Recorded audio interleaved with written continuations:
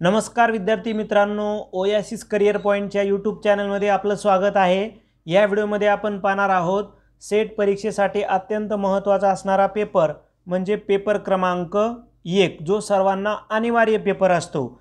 या पेपरमधील अत्यंत महत्त्वाचं असणारं प्रकरण म्हणजे तर्कशास्त्रीय युक्तिवाद किंवा त्याला आपण लॉजिकल रिझनिंग असं म्हणतो।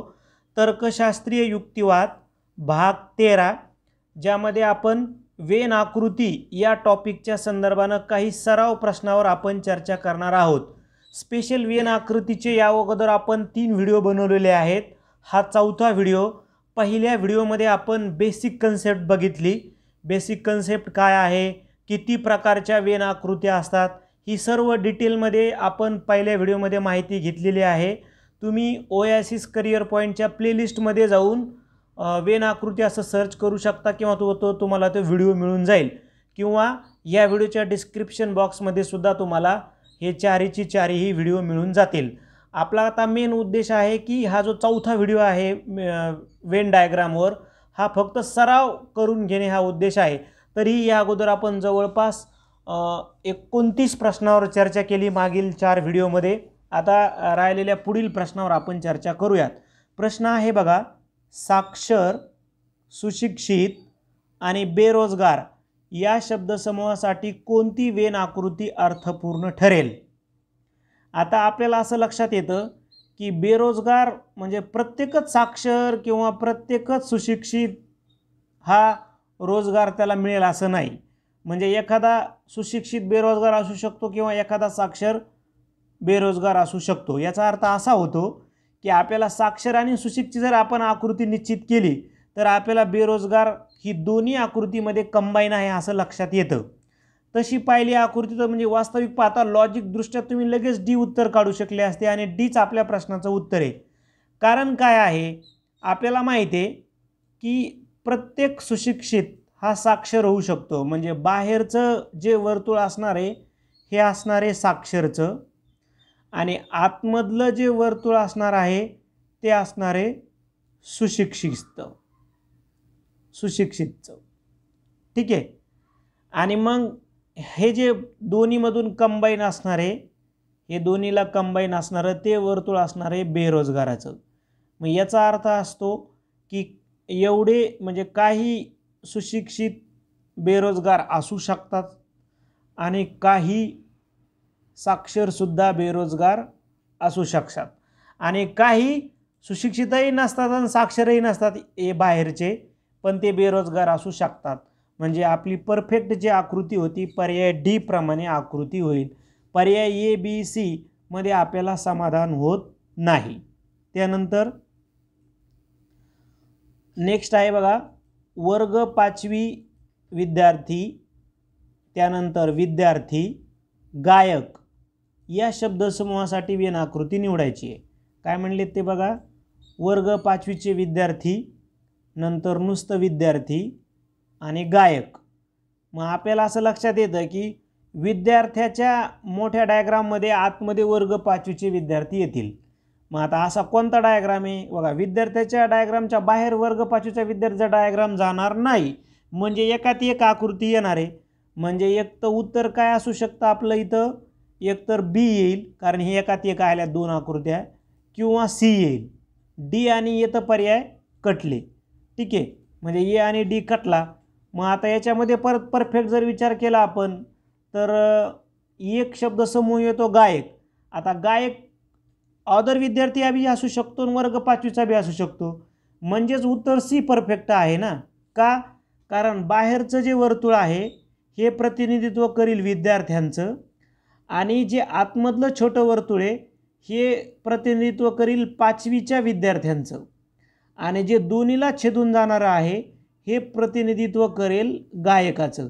की वर्ग 5वीचे पण काही विद्यार्थी गायक असू शकतात, त्याच्यानंतर इतर विद्यार्थी वर्गातले पण काही गायक असू शकतात आणि हे जे विद्यार्थीच नाही आहेत मात्र हे बाहेर आहेत हे विद्यार्थी कन्सेप्टच्या, हे सुद्धा गायक असू शकतात, कुणी असू शकतं गायक। अशा पद्धतीची आकृती ही जी परफेक्ट जी आहे ती आकृती या शब्दसमूहासाठी जी समाधान करू शकते या शब्दसमूहाला ती आहे पर्याय सी आकृती।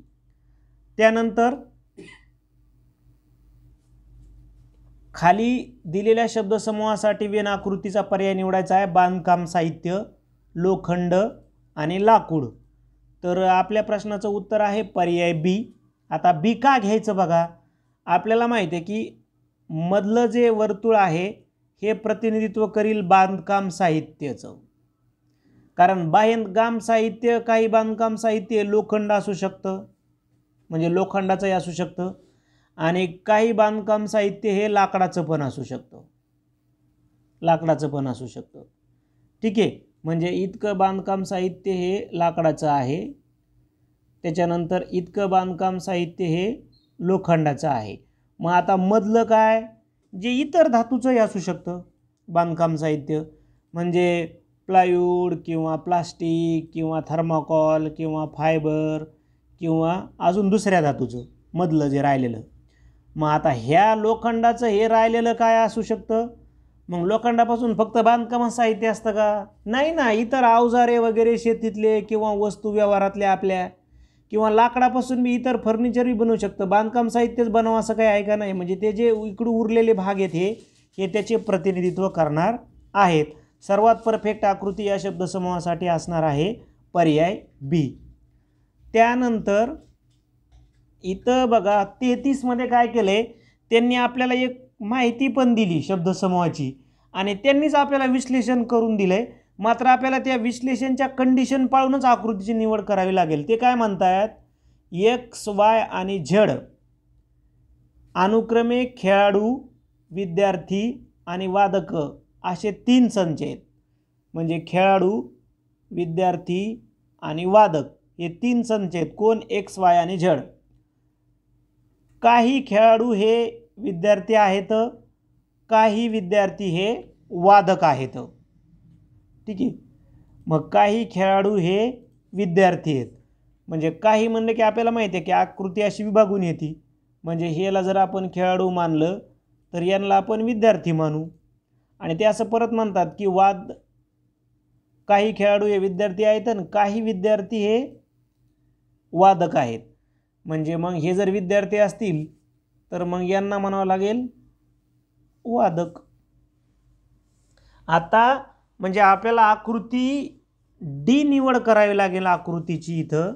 आता यामध्ये आकृती डी ची निवड का करायची, तुमच्यासमोर प्रश्न फक्त पडेल किंवा याची का नको, हाच प्रश्न आहे. कारण ज्यावेळेस वादक म्हणतो त्यावेळेस ते जे वर्तुळ आहे ते असं बी येऊ शकलं असतं ना, हे डॉट डॉटमध्ये दाखवलं आपण पर्यायी प्रमाण. पण ते यामुळे घ्यायचं नाही की आपल्याला कंडिशन त्यांनीच विश्लेषण करून दिलेली आहे, म्हणून ती कंडिशन पाळून आपण डी उत्तर घेऊ शकतो.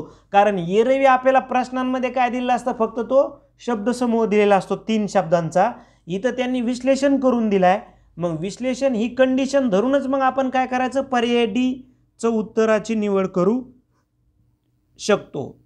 त्यानंतर प्राणी, कीटक, झुरळ या शब्दसमूहासाठी कोणती वेनाकृती अर्थपूर्ण ठरेल. प्राणी, आता प्राण्यांचा एक मोठा गट झाला, त्या प्राण्यांच्या गटामध्ये मग समजा आपण जर तुम्ही सायंटिफिकच गेले, जसं आपल्याला माहिती आहे की ॲनिमिलिया नावाचा एक मोठा गट आहे, मग त्याच्यामध्ये म्हणजे ॲनिमलमध्ये मग कोण, आर्थ्रोपोडा, मग आर्थ्रोपोडामध्ये कोण, झुरळ. म्हणजे मग एकात एक आकृत्या चालल्या. असंही आपल्याला माहिती आहेत ना की प्राणी बाहेरून येतील, मग प्राण्याचा एक गट झाला ना कीटक, प्राण्यांचा एक गट झाला, मधलं वर्तुळ कीटकाचं प्रतिनिधित्व करेल. आणि सर्वात छोटं जे आत्मवर्तुळ होतं त्याचं एक्झाम्पल त्या कीटकाचं ते म्हणजे काय, झुरळ. ठीक आहे, म्हणजे पर्याय सी हे आपल्या प्रश्नाचं इथं उत्तर असणार आहे. अशा पद्धतीनं आपण जे वेन आकृतीवर सराव प्रश्न आहेत, कारण बघा आपल्याला प्रत्येक वर्षी मागच्या तुम्ही जवळपास 7-8 प्रश्नपत्रिका जर पाहिल्या तर प्रत्येक वर्षी आपल्याला एक प्रश्न वेन आकृतीचा आहे, म्हणजे आपल्या हातचे मार्क असणार आहेत. तुम्ही जर या अगोदरचे 3-4 व्हिडिओ जर पाहून घेतले तर मला वाटतं आपला एक हातचा मार्क, मार्कचा संदर्भ घेतला तर 2 मार्क हातचे आपले ते असणार आहेत. यावर्षी जे विद्यार्थी 7 एप्रिल 2024ची सेट परीक्षा देणार आहेत त्यांच्यासाठी आपण एक टेस्ट सिरीज घेत आहोत, अर्थात पेपर क्रमांक 1 साठी. यासाठी 15 PDF पेपर तुम्हाला व्हॉट्सअप स्वरूपात पाठवले जातील, अर्थात PDF स्वरूपामध्ये व्हॉट्सअपला. आणि 15 सराव पेपरची फीस असणार आहे 500 रुपये. प्रत्येक प्रश्नाचं विश्लेषण तुम्हाला व्हिडिओद्वारे कळेल। मराठी माध्यमातून पेपर होतील आणि दिलेल्या वेळापत्रकाप्रमाणेच पेपर तुम्हाला पाठवले जातील। तुम्ही 98 23 24 71 91 या नंबरवर फोनपे किंवा गूगल पे करू शकता। फोनपे गूगल नेम असेल ओएसिस करियर पॉईंट किंवा गणेश विश्वनाथ गुजर। पे केल्याच्या नंतर तुम्ही स्क्रीनशॉट घ्यायचा आहे आणि याच नंबरला व्हॉट्सअप करायचा आहे। तुम्ही हा व्हिडिओ जर या दिलेल्या तारखेच्या नंतर ऐकत आहात तर तुम्हाला त्या तारखेच्या अगोदरचे, ठीक आहे, म्हणजे तुम्ही जर हा व्हिडिओ 14 तारखेला ऐकत आहात 14 जानेवारी 2024ला, तर त्या अगोदरचे सर्व पेपर तुम्हाला मिळून जातील। त्याच्या पुढचे पेपर मात्र या तारखेनुसारच मिळतील। थोडक्यामध्ये प्रत्येक तारखेला मॉर्निंगला 11 वाजता तुम्हाला व्हॉट्सअपला PDF थ्रू पेपर येईल।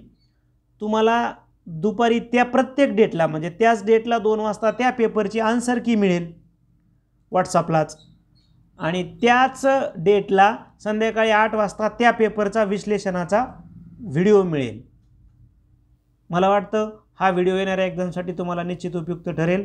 व्हिडिओ आवडला तर लाईक करा, आपल्या मित्रांना शेअर करा, त्याचबरोबर ओएसिस करियर पॉईंटचं यूट्यूब चॅनल सबस्क्राईब करा। धन्यवाद।